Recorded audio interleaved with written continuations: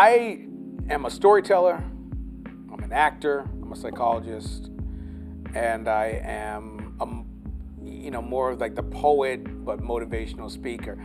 I think one of the things that I pull from my background in order to do any of this is the idea that our stories, our pain, are what connects us to the world. That if we get in touch with our stories, then we're able to connect with other people's stories, and we don't see them as the other as opposed to seeing them as part of ourselves. So my background in psychology helps me to look at people from a psychological view, but my acting helps me to be able to embrace and understand them. The initial inspiration for it was when I was a kid, of just loving to create voices. But at that time, I couldn't see that just creating voices wasn't good enough, that I needed to figure out how to do it in a way that's going to make people feel better. When I was younger, it was just being about prank calling. So any prank calls I could do and get away with it would be great. Calling a nursing home in the middle of the afternoon, pretending I'm a lost grandchild, was awesome. All right, but I learned that, I also wanted to hone my behavior so that others can benefit from it and not just me entertain myself.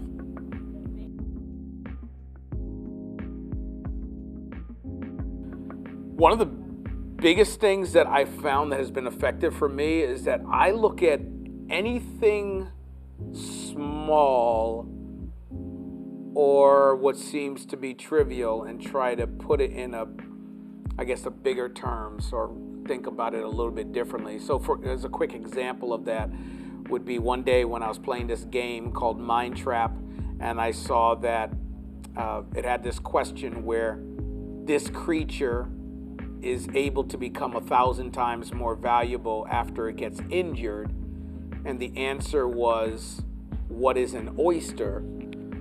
I took that as that the fact that oysters are able to make pearls has to do with the idea that oysters are able to take their pain and turn it into something more valuable and then get it out.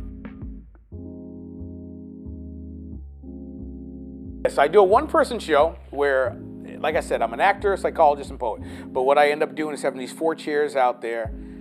Each of the 4 chairs represent either a different character or something I'm going to talk about during the presentation. And I do a show about everything from mental health to being a 6-year-old child and figuring out what do you do when someone is bullying you or someone is picking on you, to talking about the issues of being the football player, being a character who is a football player and then it comes out that he's also gay. And how do we understand each other because of our individual selves as opposed to what group we belong to.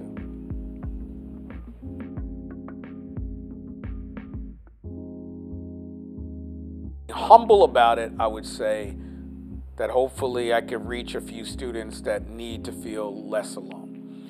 If I am seeing also sometimes the part of what happens is that people literally say, "You just saved my life." I don't take that lightly, but I also have to mention it because it's not just, I made someone feel good today. There were kids that were just crying, kids that were really moved because of their own trauma. And I go deep with my trauma, man. I talk about the stuff that no one wants to talk about, the unspeakable. Because I realize that when I talk about the unspeakable, that there are others who haven't spoken their truths yet.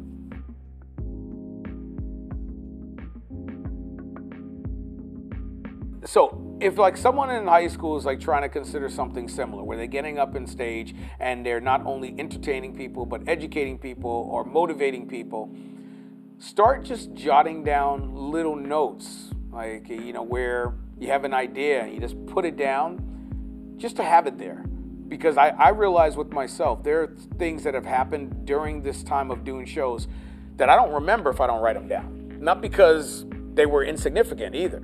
Like I've had a kid who came up to me in a school that he talked to me for an hour and 15 minutes. Thankfully, I wrote this down. An hour and 15 minutes. And at the end of it, he gives me this present of a rolled up sheet of paper. But when I opened the paper, it was a floor design of his school. And he says to me, "Do you see the X's on it? those were the places I was going to plant the bombs tomorrow morning in my school. And what I realize is that when I get on stage, I'm helping people to access their pain and to talk about it. And so one of the things I encourage for high school students, if you want to do this, get real about your own story first. And then jot down those little notes about your story so that you can help other people to share theirs. Okay, thank you so much. Yeah.